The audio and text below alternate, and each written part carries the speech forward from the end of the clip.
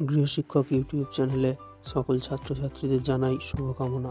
আজ আমরা এই ক্লাসে মাধ্যমিক 2017 সালে যে শর্ট প্রশ্নগুলো এসেছিল, যেগুলো তোমাদের স্কুলের পরীক্ষার জন্য এখন বিশেষ গুরুত্বপূর্ণ, সেই প্রশ্নের উত্তরগুলো আমরা এই ক্লাসে আলোচনা করব। ঠিক আছে? তাহলে আমরা আমাদের চ্যানেলে এর আগেও দুটো প্র্যাকটিস সেটের শর্ট প্রশ্নের প্রশ্নের উত্তর নিয়ে আলোচনা করেছি। তোমরা আমাদের সেই ক্লাস যারা দেখোনি তারা অবশ্যই দেখবে। আর আমাদের চ্যানেলটা এখনও সাবস্ক্রাইব যারা করোনি তারা সাবস্ক্রাইব করে বেল আইকনটা প্রেস করে রাখবে। তাহলে আমাদের চ্যানেলের নতুন ক্লাসগুলো অবশ্যই দেখতে পাবে। তোমাদের পরীক্ষায় স্কুলের পরীক্ষায় 15 থেকে 16টা শর্ট প্রশ্ন থাকবে। সেই জন্য শর্ট প্রশ্ন যারা এখনও ভালোভাবে পড়োনি তারা অবশ্যই এই যে শর্ট প্রশ্ন যেগুলো আমরা করাচ্ছি সেইগুলো তোমরা অবশ্যই তৈরি করবে। এখান থেকে তোমরা পরীক্ষায় অবশ্যই বেশ কিছু শর্ট প্রশ্ন কমন পাবে। ঠিক আছে? তাহলে আজ আমাদের আলোচনার প্রথম প্রশ্ন, 1857 সালের মহাবিদ্রোহকে ভারতের প্রথম স্বাধীনতা যুদ্ধ কে বলেছিলেন? এটা হবে অপশান গয়েরটা, বীর সাভারকার। পরের প্রশ্ন, ভারতের প্রথম রাজনৈতিক প্রতিষ্ঠান হলো?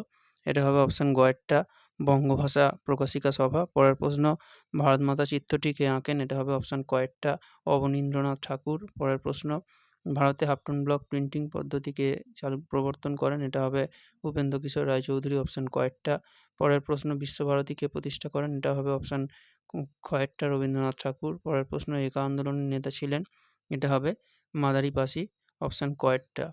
পরের প্রশ্ন, নিখিল ভারত ট্রেড ইউনিয়ন কংগ্রেস প্রতিষ্ঠিত হয়েছিল? এটা হবে অপশান কয়েরটা, 1920 সালে। পরের প্রশ্ন, বারদৌলি সত্যাগ্রহ হয়েছিল কোন জায়গায়? এটা হবে অপশান ঘয়েরটা, গুজরাট। এমসিকিউ 2017-তে এগুলোই ছিল। এরপরে ঠিক ভুলের কিছু প্রশ্ন আছে। ঠিক ভুলের প্রশ্নের মধ্যে যেটা আছে সেটা হচ্ছে যে মহাবিদ্রোহের সময় ভারতের গভর্নর জেনারেল ছিলেন লর্ড ডালহৌসি, এটা হবে ভুল। আর গোড়া উপন্যাসে রবীন্দ্রনাথ ঠাকুর ইউরোপীয় সমাজকে সমর্থন করেছিলেন, এটাও হবে ভুল। ঠিক আছে? এরপর এখানে একটা মেলানো ছিল, স্তম্ভ মেলানো বা ম্যাচ যেটাকে বলে, তারকনাথ পালিত। এটা কি হবে? বেঙ্গল টেকনিক্যাল ইনস্টিটিউট তিনি তৈরি করেছিলেন। আর নবগোপাল মিত্র প্রতিষ্ঠা করেছিলেন হিন্দু মেলা। এই দুটো এখানে ম্যাচটা তোমাদের দেখতে হবে। ঠিক আছে? আর এরপরে বিবৃতি ব্যাখ্যায় যে প্রশ্নগুলো থাকে এগুলো, একা আন্দোলন সংগঠিত হয়েছিল উত্তরপ্রদেশে, এর ব্যাখ্যা কি হবে? দুয়েরটা, এটি ছিল একটি কৃষক আন্দোলন। পরের প্রশ্ন, ভারত সরকার 1929 সালে মিরাট ষড়যন্ত্র মামলা শুরু করেছিল, এটা ছিল, এর ব্যাখ্যা তিনেরটা হবে, এর উদ্দেশ্য ছিল দেশব্যাপী সাম্যবাদী কার্যকলাপ দমন করা। ঠিক আছে? আর পরের প্রশ্ন, বিশ্ব থেকে উপনিবেশ বিরোধী আন্দোলনে বামপন্থীদের উল্লেখযোগ্য ভূমিকা ছিল, কারণ তারা শ্রমিক কৃষকদের ব্রিটিশ বিরোধী ঐক্যবদ্ধ সংগ্রামের সমর্থক ছিল। ঠিক আছে? এটাই হবে উত্তর। এরপর আমরা 2018 সালের প্রশ্নের উত্তরগুলো নিয়ে আলোচনা করব। তাহলে এখানে প্রথম প্রশ্নটা যেটা ছিল, 1857 সালের বিদ্রোহকে ভারতের প্রথম স্বাধীনতা যুদ্ধ কে বলেছেন? এটা আমরা 2017 আলোচনা করেছি। এই প্রশ্নটা তোমরা কমেন্ট করে অবশ্যই জানাবে। পরের প্রশ্ন, ভারতে ইস্ট ইন্ডিয়া কোম্পানির অবসান কবে ঘটে? এটা হবে অপশান খয়েরটা, 1858। পরের প্রশ্ন, ভারত সভার প্রথম সভাপতি কে ছিলেন? এটা হবে অপশান গয়েরটা, রেভা কৃষ্ণমোহন বন্দ্যোপাধ্যায়। পরের প্রশ্ন, বাংলা ভাষার প্রথম ছাপা বই? এটা হবে অপশান খয়েরটা, a grammar of Bengal language. পরের প্রশ্ন, Indian association for the cultivations of science থেকে যে বিজ্ঞানী নোবেল পুরস্কার পেয়েছিলেন? এটা হবে অপশান খয়েরটা, সিভি রমন।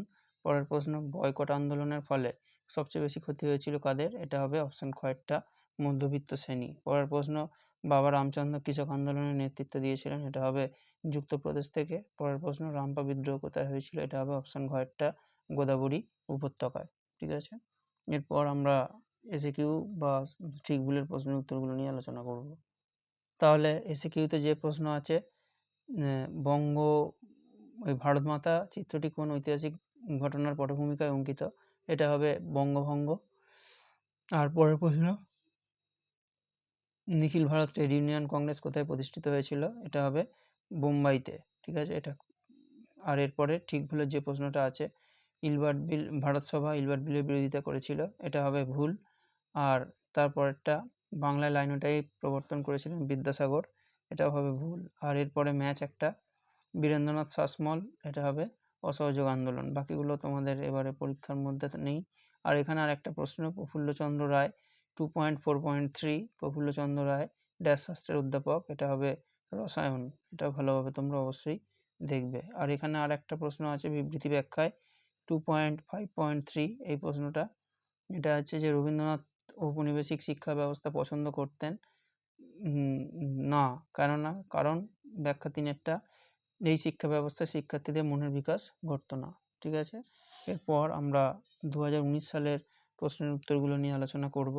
আমাদের ক্লাস কেমন লাগছে সেটা তোমরা কমেন্ট করে অবশ্যই জানাবে। ক্লাসগুলো তোমরা বন্ধুদের মধ্যে শেয়ার করবে, তাহলে তোমাদের বন্ধুরা যাদের এখনও শর্ট প্রশ্ন তৈরি হয়নি তারাও এগুলো পড়ে নিতে পারবে। আর ক্লাস ভালো লাগলে অবশ্যই তোমরা লাইক করবে।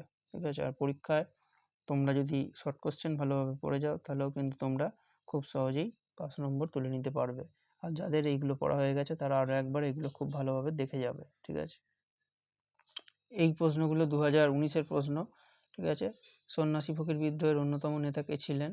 এটা হবে দেবী চৌধুরানী, ও এটা 3 নম্বর অধ্যায়ের। আচ্ছা, তারপর একটা বন্দে মাতরম সঙ্গীতটি রচিত হয়েছিল, এটা হবে 1875 সালে। পরের প্রশ্ন বর্তমান ভারত কে লিখেছিলেন? এটা হবে স্বামী বিবেকানন্দ। পরের প্রশ্ন গণেন্দ্রনাথ ঠাকুর, বানানটা ভালোভাবে দেখবে, গণেন্দ্রনাথ ঠাকুর ছিলেন, এটা না, ভুল বলছি, এটা হবে গগনেন্দ্রনাথ ঠাকুর ছিলেন, এটা হবে অপশান ঘ একটা ব্যঙ্গচিত্র শিল্পী। পরের প্রশ্ন বর্ণপরিচয় প্রকাশিত হয়েছিল, এটা হবে 1855 সালে, অপশান গ একটা।